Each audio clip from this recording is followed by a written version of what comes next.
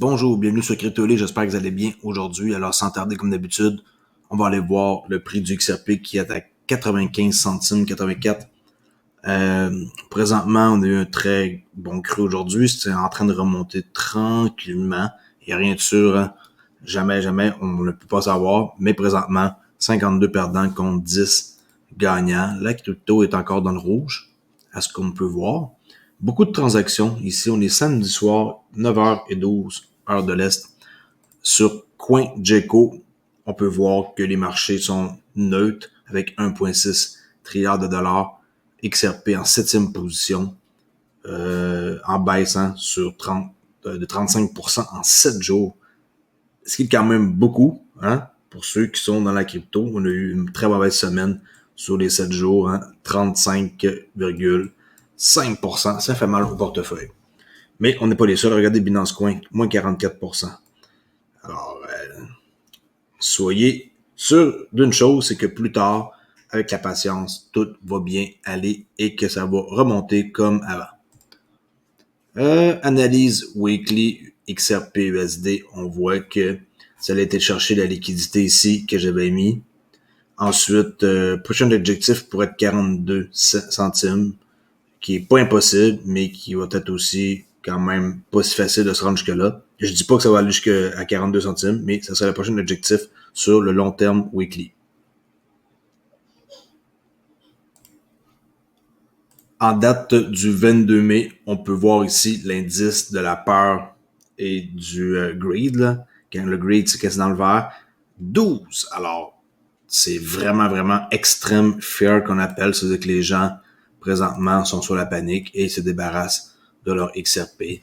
Chose qui, dans le fond, que c'est ici, il faut acheter. C'est ça que ça veut dire. Et quand on arrive dans le vert, que tout le monde est trop comme content, ici, on vend. Et fait qu'ici, on achète, buy, puis on vend ici quand c'est dans le vert. Façon de voir la chose, là, pour ceux qui ne savent pas c'est quoi l'indice de la peur et du greed. On va voir une nouvelle ici, Coinbase, avec les 64 millions d'XRP et d'autres sites. Là. On peut voir une nouvelle que j'ai trouvée, en quoi que des tweets récents publiés sur la populaire, avec le populaire tracker Crypto Wells Alert, que vous devez avoir l'habitude maintenant de connaître. Là. J'en parle assez souvent ici, Wells Alert. Indique qu'au cours des 20 dernières heures, le géant de la fintech Ripple et plusieurs grands échanges de crypto-monnaies ont effectué plusieurs transferts XRP déplaçant environ 56 millions de dollars en crypto. Le poids lourd de la blockchain Ripple, situé à San Francisco, pour ceux qui ne le savent pas, la compagnie est là-bas, le siège social, continue d'envoyer des millions de XRP à l'échange de crypto la plus populaire, UOB. 59 600 000 XRP ont été déplacés par les échanges suivants entre eux: Coinbase, Binance, UOB, Bitrex, Upbit, les plus, dans le fond, gros sites qui ont eu des échanges. On peut voir ici une transaction, 30 millions d'XRP, une valeur de 29 809 000 dollars USD transférés de inconnus à Binance. Alors, il y a des gros montants encore qui se passent. Je voulais vous en faire part. Une solution ici de finance décentralisée alimentée par Algorand, de IDO là, sur Launchpad de Trust Swap. Je n'étais pas au courant que Algo est en train d'avoir dans le fond, un nouveau protocole là, qui est hébergé sur leur plateforme. Alors, Trust Swap, on va aller voir le site tantôt, là, j'ai pris ça en note. Trust Swap, une plateforme de services d'actifs numériques à service complet, a commencé à héberger IDO pour le lancement de Yieldly. Okay? C'est comme ça que ça s'écrit, là, Yieldly. Une solution de DeFi construite au-dessus de la blockchain d'Algo. Alors, qu'est-ce que je peux voir dans ça? Et que pour que vous fassiez une image facile à comprendre, c'est la même affaire à dire que Flare Finance a construit quelque chose sur Flare Network. C'est la même affaire à dire que Zookeeper ont construit quelque chose sur la OneChain. Alors, OneSwap.finance. Là. Alors, tout ça, il va y avoir de la concurrence. Pensez pas que Flare Finance va être les seuls à construire de la finance décentralisée. Il y a d'autres aussi non là, qu'on connaît, là. Mais c'est les premiers qui me viennent en tête. Surtout que Flare Network risque de vraiment changer la donne. Alors, on peut voir ici que les produits Bridge de Yieldly et de AMM, là, Automate Market Maker, sur le DEX, devrait ouvrir l'écosystème algo pour de nombreux cas d'utilisation. Cela comprend l'agriculture de rendement, on en a déjà sur Zookeeper, distribution d'NFT, on en a déjà, système de récompense sociale, ça par exemple, ouais, c'est comme un peu du nouveau, on peut dire. Leurs partenaires incluent Borderless Capital, Long Hash Capital et CMS Holding. Regardez ici les 4 piliers fondamentaux de leur système. Contrat intelligent, on en a avec Flare Finance. Yieldly a construit la première loterie sans perte. On l'a sur la OneChain.org. Je participe à toutes les semaines à une loterie qui me coûte le même prix depuis 3 semaines. J'ai déboursé seulement 10 WAN et à chaque fois mon billet il est valide sans jamais dépenser de nouveau. Un pont de jetons entre le jeton Ethereum et le ASA. On l'a déjà sur la OneChain. Et ici, Yieldly unira l'écosystème via un market maker automatique, un AMM là, comme on peut voir ici en anglais là, également connu sous le nom d'échange décentralisé. On peut voir que même si qu'est-ce que je dis ici, ça paraît impressionnant, ça existe déjà. C'est juste quelqu'un de plus qui construit quelque chose sur Algo et ça s'appelle ici TrustSwap. Et là, on peut voir par la suite sur TrustSwap les services qu'il va avoir, qui est comme par exemple Launchpad. Ça va launcher ici le truc de... Ben là, je vais pas connecter mon portefeuille, là, mais on peut connecter notre portefeuille et on voit que Yieldly est ici. Tout est pas mal similaire, mais je trouve ça un peu compliqué à comprendre leur truc. Honnêtement, là, j'ai pas tellement aimé leur interface. OK? Alors, TrustSwap.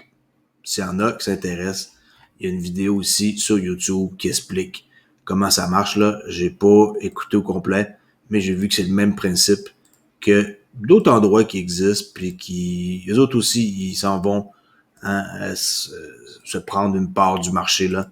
C'est tout à fait normal de voir ça comme ça arriver. On en voit de plus en plus. Uphold, l'exécutif, accusé de détournement frauduleux pour 700 000 $. L'ancien responsable de la conformité d'Uphold aurait détourné les fonds de l'entreprise et des utilisateurs. C'est épouvantable de voir ça. Hein.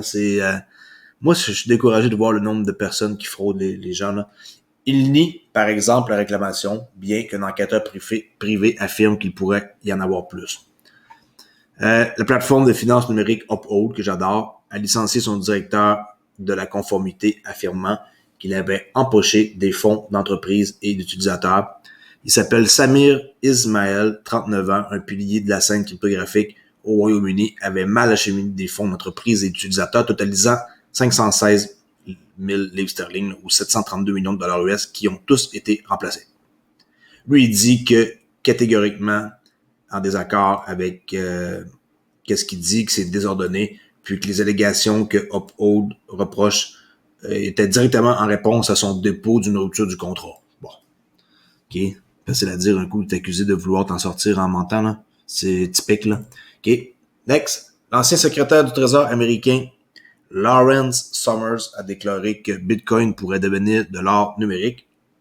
Alors, cet homme-là, l'ancien secrétaire du Trésor américain Lawrence Summers, a déclaré que les crypto-monnaies pourraient rester une caractéristique des marchés mondiaux en tant que quelque chose qui s'apparente à l'or numérique. Ça, c'est l'ancien secrétaire du Trésor américain. Alors, s'il dit ça, il faut le croire, ça pourrait devenir l'or numérique.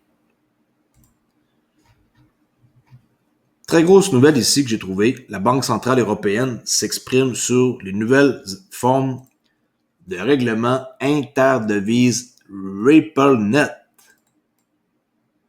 sur xrprightnow.com, un article. Alors, je vais lire un peu ici pour vous mettre en contexte, désolé, mais c'est essentiel pour qu'on puisse comprendre. Alors, Klaus M. Lauber est responsable de la surveillance de la Banque centrale européenne. Parce que sinon, si je vous lis seulement ici les points à retenir, vous n'allez pas comprendre pourquoi là, que lui pense ça. Là. Alors, lui, il est responsable de la surveillance de la Banque centrale européenne. Dans cette fonction, il est en charge de la surveillance des infrastructures des marchés financiers, systèmes de paiement, dépositaires centraux de titres et contreparties centrales, ainsi que des instruments et dispositifs de paiement tels que les systèmes de paiement par carte, les virements, les prélèvements ou les stratagèmes monétaires. Ce domaine de responsabilité englobe les activités et politiques réglementaires européennes et mondiales de la BCE, la Banque centrale européenne, en mettant l'accent sur la sécurité, l'efficacité des paiements et des infrastructures de marché, y compris la gestion de risques et la cyber-résilience. En outre, M.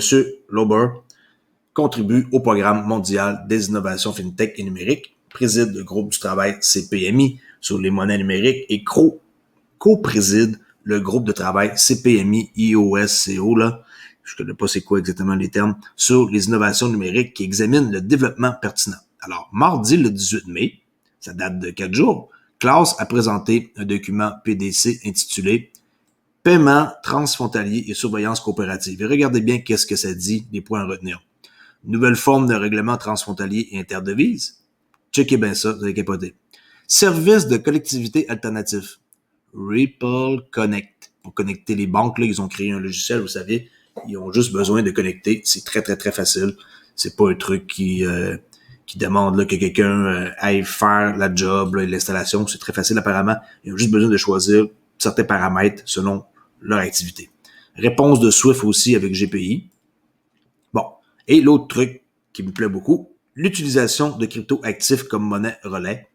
Ripple Liquidity.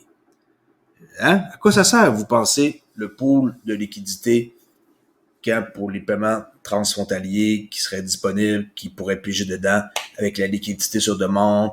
Ils peuvent, après ça, les gens, ils ont tendance à oublier comment c'est gros, Ripple. Ils peuvent envoyer de l'argent. Ensuite, ils peuvent emprunter dans ce pool-là. Ils peuvent, vous savez qu'ils ont une ligne de crédit qui sont disponibles pour l'institution Ripple qu'ils ont créée là, plusieurs mois, là, 4, 5, 6 mois, pour combien de temps, avant les fêtes, je crois. Puis, ils peuvent emprunter, et par après, ils remboursent, ils peuvent réemprunter plus. Il y a une ligne de crédit qui est disponible. Là. Tout ça, moi, ça me plaît beaucoup quand je lis ça, que la Banque centrale européenne s'exprime sur la nouvelle forme des règlements interdevises, dont RippleNet. Très, très, c'est de belle musique à mes oreilles quand j'entends ça. Alors, pour aujourd'hui, je vais m'abstenir d'aller plus loin. On va continuer tantôt. Avant tout, c'est vrai, je voulais parler que MoneyGram, que Ripple avait vendu le reste de ses actions MoneyGram. Alors, MoneyGram International, qui est coté au Nasdaq, a été informé par la Société des paiements blockchain Ripple qu'elle avait vendu toutes ses actions ordinaires et ses bons de souscription pour acheter des actions ordinaires de MoneyGram. Alors, ils ont vendu leurs actions qui étaient des bons de souscription pour acheter des actions normales.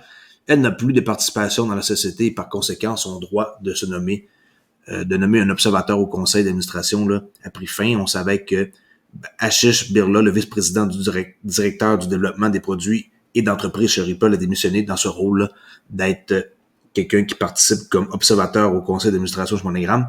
En 2019, Ripple avait acheté une participation de 30 millions, ce qui n'est pas rien, de dollars dans MoneyGram pour ce que ce dernier utilise le produit du premier pour les paiements transfrontaliers. Alors, dans le fond, ils ont investi comme dans une entreprise pour qu'ils utilisent leurs produits.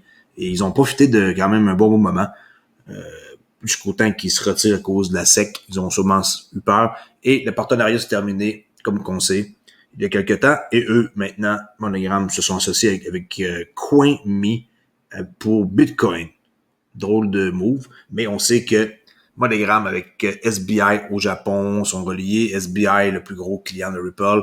Vous faites le lien, ils sont toujours comme clients, mais pas directement, indirectement. Les actions se négociaient à 1,9% plus haut avant la mise sur le marché. That's it pour aujourd'hui. Crypto Ali, si vous ne connaissez pas, le seul YouTuber québécois à faire des vidéos quotidiennes.